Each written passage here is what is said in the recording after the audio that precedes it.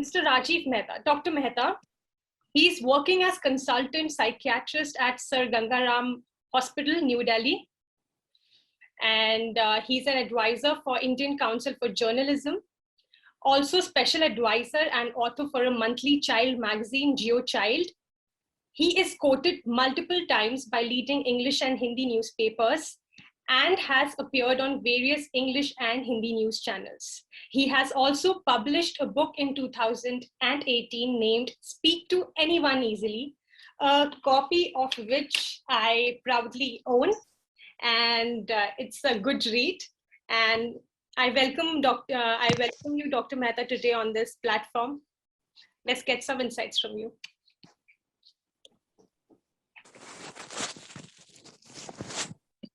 Thank you, Kanupriya, and thank you for inviting me to such an important topic. The children are the future, and children are like God. And what we say, what I have listened to all the three panelists before, it seems a universal phenomena that everywhere the children are being hampered. So I would like to speak about my own experience here. What has happened, what is happening to the children nowadays and the current COVID pandemic, especially when the current phase is so much harmful and so much overwhelming than the previous phase. So the children are the most vulnerable of the groups. The early experiences of the childhood have a long-lasting impact on their health, development, and the quality of life. Because this is the period where they grow exactly. If we can divide the children into groups,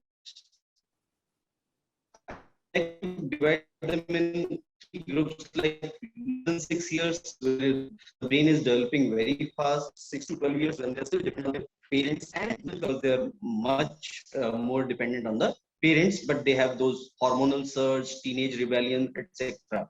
So all these groups are impacted. The fact is that during the first 5 years of life, the brain is undergoing the brain development. There is so much of brain development going on, and the brain is considerably more sensitive to the environment factors, stress, parental love, etc. So the preschool children appear to be the more impacted. Not right now, that is a lifelong phenomenon. There is a dependency on parents and other elders of the family for their nutritional needs, for their education needs, for their emotional needs, for the financial needs, and as well as understanding the internal and the external happenings of the world. They look for guidance and support from them. So the quality of guidance and support which they get determine what they will do in the future, how they will build up their future.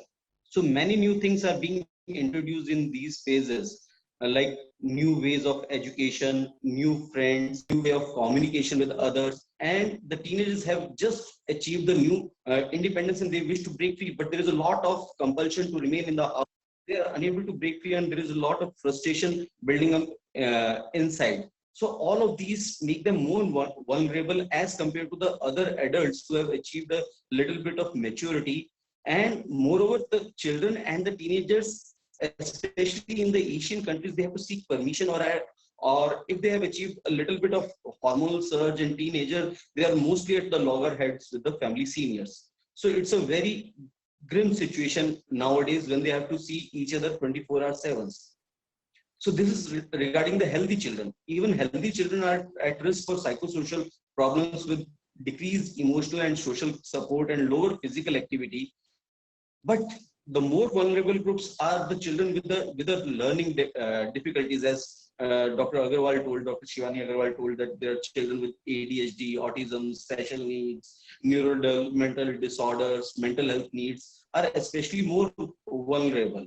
And also those who are living in overcrowded homes and having unemployed parents. So the impact of quarantine and isolation on children depends on many factors. It is not like A to B. Everywhere many factors are compiling with each other, they are interacting with each other and interacting with the many life aspects and determining the impact and intensity of the quarantine. So the factors which determine this is the age and the sex of the children at home. Females are more vulnerable because they are thought to be more responsible, more active for the household responsibilities. How many children are there at home? Single children without interaction with others will have more vulnerability.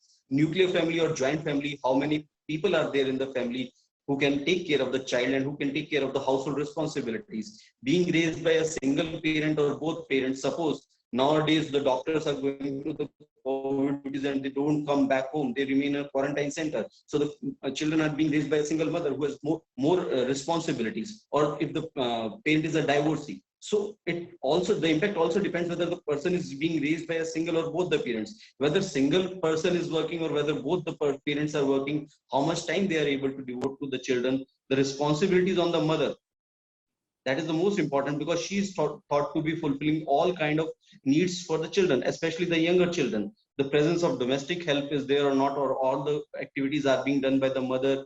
Parent child interaction, the book which you showed, someone commented that's a uh, I don't know, someone commented that's a for a promotion. No, that's not for a promotion, but that's exactly stated. It's a scientific fact that the parent-child interaction depends a long-term impact.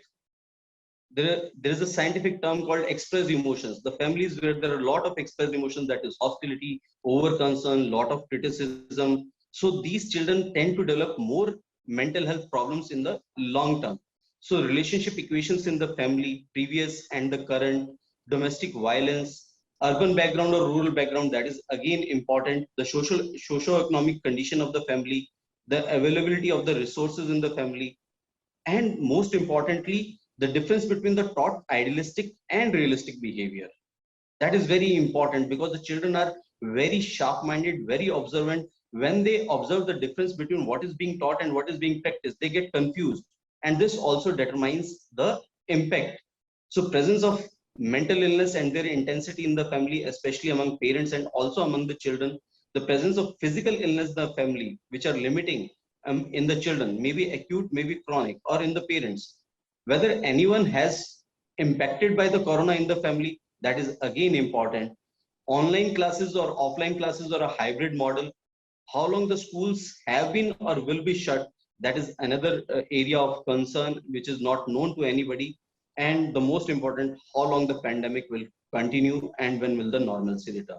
So all these sectors determine what will be the impact, what will be their intensity, and certain children will be more vulnerable, few will be less vulnerable.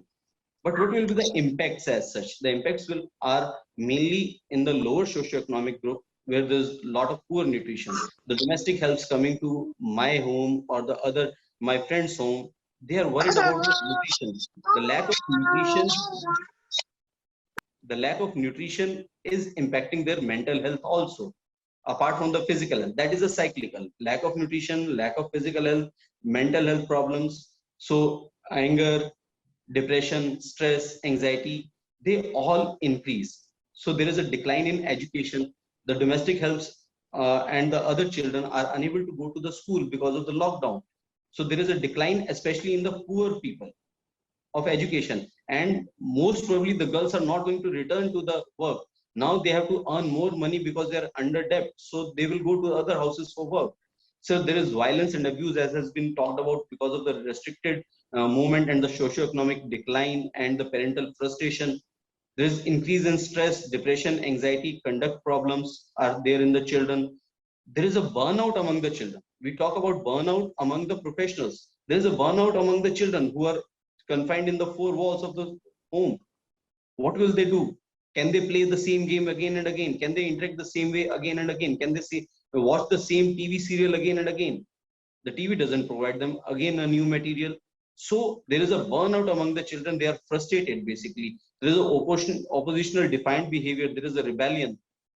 And then there is a digital dependence. And because of the digital dependence, there is more chances of cyberbullying, and the sexual predators are also on the prey for them. And there is a lack of data privacy, which can hamper in the long run. So here, when the children are basically 24/7 with the parents have more responsibility to handle them, to bring them well, to nourish them, and to make a better citizen of the country. See, the children are going to grow anyway, but what grows in the children, that is the most important ultimately. So what the parents need to do, I will just enumerate firstly. So first of all, they have to prioritize. Rather than taking the kids for granted, the children should be considered as the most precious possession of them, because in the long run, they are going to support each other. So there are two different attitudes. Parents are loaded with multiple responsibilities nowadays, domestic, financial, professional targets. And while on the other hand, the children are a free soul. So parents need to know this truth and behave accordingly rather than always curbing them because of their frustration. Don't do this, don't do that, don't do this, don't do that. They need to understand that they're a bundle of energy and they're a free soul without any responsibilities or without any targets. So they have to let them, the children, be what they are doing. They need to understand their condition, have that empathy. Moreover, the parents are frustrated. They should not displace their own frustration on the children. It is what happens that displacement, they get the frustration from some seniors, from other ways, and because the children are the softest spot, so they will displace all the things, and then the relationship will start disturbing. The children will withdraw or will not speak and will hamper the brain development. So strengthening the family coherence is must. They must focus on the good communication. I will come to do's and don'ts of the communication. And the all-around development should be focused, not only the academic focus. Digital skills, the parents have to teach them the responsible use of the electronic devices. They have to ensure that the children sleep adequately, exercise, and if needed, discuss the present scenario in a realistic manner. Children have a good enough brain to understand what is going on and what they are going through. One of the most important thing that the parents need to do, or the family elders need to do, is that they have to avoid the overexposure to the news to the children, because all what I'm seeing that in the family 24 hours 24/7, either the TV is running, the news is running, or they are discussing corona and their impacts. So the more they discuss, the more is the negativity and the more are the children impacted. So try to focus on other aspects, whether it is domestic, whether it is character building, whether it is financial, or whether it is household responsibilities. Don't only focus on corona and its impact. That's the most important thing. The negativity will percolate and it will hamper the further development of the children. And if needed, if the parents see some signs of any kind of mental health problems, they should consult a psychologist or a psychiatrist. And if needed, the medicine has to be given. That is most important thing. So regarding the book now, what is written in the book, I will just enumerate do's and don'ts of the communication. See, appreciate and approve more frequently the children, especially the efforts rather than the results. The praise is the fertilizer of the relationship. Express the love amply, make them feel wanted, be physically affectionate, give them hugs, kisses, pats, and enumerate in detail what they have done good. That builds a strong relationship. When the child falters, present the facts without personalizing it, what has been wrong, rather than accusing them, rather than personalizing them. Reframing the communication in the form of will you, can you, may you questions will have the inherent quality of getting the answer in yes or no, and makes the child more responsible. For example, bring me water. Can you bring water for me? Don't see the mobile sitting so close. Is it good to see the mobile so close? So that way the children are responsible to answer in yes or no, and that is an inherent quality of taking a decision. Discuss the pros and cons of the problems and their solutions rather than just directing or advising them. Maintain a balance between the right of knowing and overindulgence into their life. And what are the don'ts? Don't express anything in physical or verbal hostility. Don't cut off the communication. Don't be silent. Don't give them a silent treatment that I'm angry with you and I won't talk to you. So that kind of thing hampers, that kind of things bring inferiority in the child. Don't get obsessed with the perfection. Perfection is a self-perception. Let it be, let it flow. An effort is more worthwhile than the exact result. Don't threaten, tease, or distrust them. Don't compare and criticize with other children. very important. The parents do tend to compare. Like my child is doing online classes, I see a lot of parents who are comparing. My child has got this grade, my child has got that grade, she has done this much art, she has done that much art. So don't compare and criticize during this time. Rather than ever, don't criticize and compare. Every child is unique in his own. Don't snap or mock. The other areas of focus or handling the children is character building, where you lead by example. The character is the intangible thing which will bring many tangible things in the future. Teach about social etiquettes, values of relationship, and encourage them for social interactions, maybe digitally, what is now available. Discuss and establish a timetable where you limit the digital time as well as include the exercise time. Give them age appropriate responsibilities regarding the domestic chores.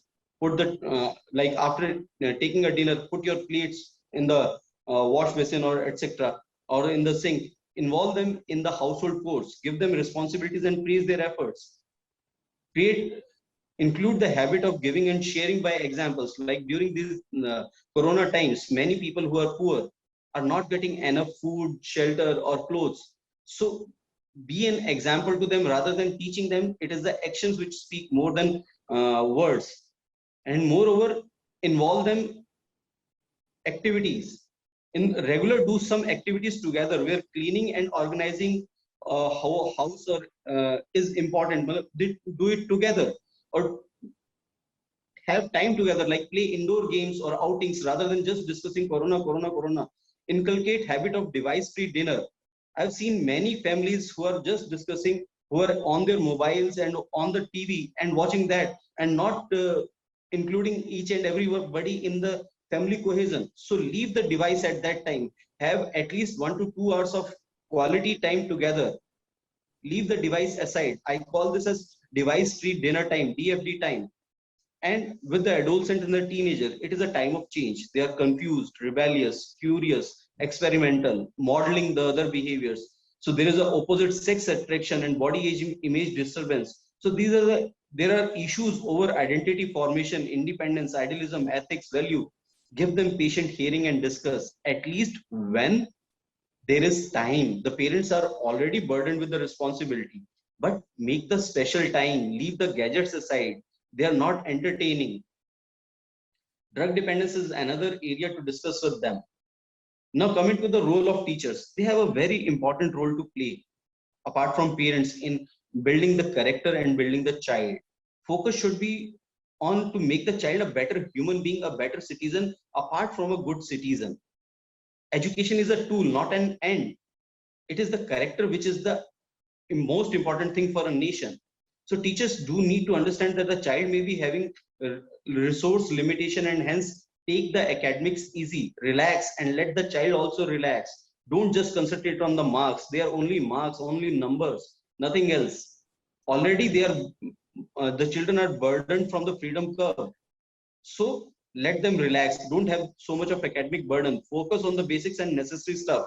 Many schools are doing the other things which are not necessary academically. Do this art, do that art.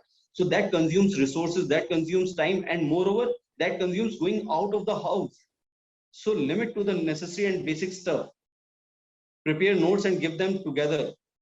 And while scoring, also keep it light. Give them marks. It doesn't matter.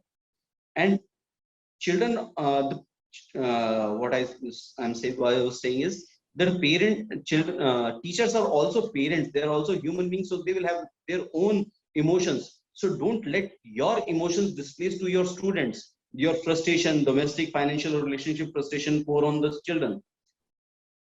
Be open to communication. Discuss the difficulties with children, because the teachers are the bridge between the children and the society, be it their parents or the others. Encourage the children to adopt good lifestyle and participate in the household responsibilities. They have another responsibility to adhere to. They should alert the parents in case they see mental disease symptoms are present, or alert authorities in case the abuse, whether domestic or sexual abuse, is present. So they have to be open. The children have to have confidence that they can confide in them. And if there are various helplines, the teacher need to educate them regarding the various helplines. Now, coming to the role of mental health professionals, there are two roles. En masse, that is a preventive role, and for an individual, that is a treatment role. So, preventive role can be done like mass education on preserving the mental health is possible only when the authorities, NGOs, media, and government agencies collaborate with mental health professionals. Then they can educate en masse regarding the signs and symptoms of mental illnesses, the conduct disorders, drug dependence, cyber bullying, etc. And that can be done only with the mass media. And they can educate regarding the help and the treatment available. The mental health professionals have a role to play in eradicating stigma and encouraging everybody to take help, not only the children, but the others also. And they need to educate regarding the good coping mechanism, how to cope in a good way rather than in a bad way, and a good lifestyle. They need to educate regarding the good parenting parts, which I just told, protection from the drugs, signs of violence and abuse, and ways to prevent. Most of the kids don't know what is happening to them, so they need to educate. But that can be done only with the help of government agencies, NGOs, mass media, etc. And while individual, when the parents come along with their children to the parents, then they have to recognize the signs of trauma, treating them both in children as well as their parents, educate regarding good parenting and lifestyle measures. They have to give them other options like online treatment, consultations, and ultimately they have to treat them with the help of counseling, psychotherapy, and medications if required.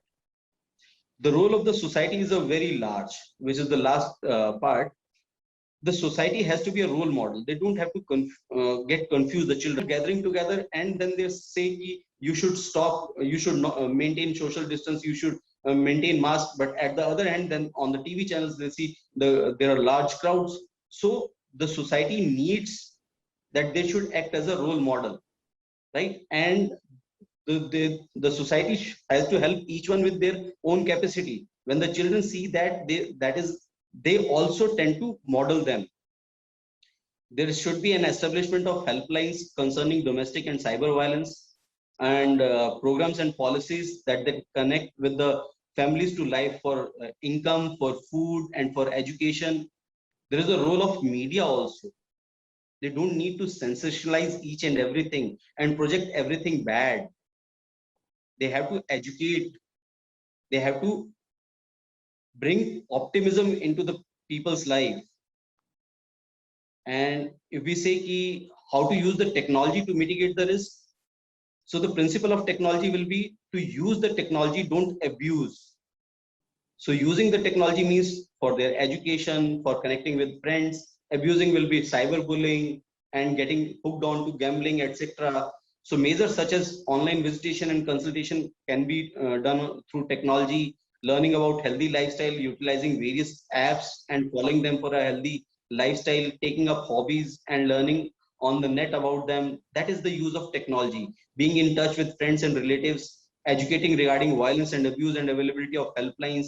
Avoid what has to be avoided technologically is avoid playing online games, gambling, overindulgence in social media and news sites. Avoid reading, viewing, or forwarding of corona related material. That is again very important.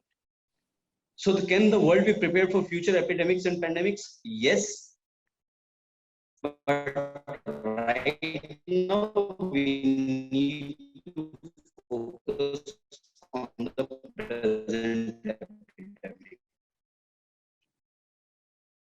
So again, I see two things. Eventually, every children matter of life, the lifestyle for listening so patiently.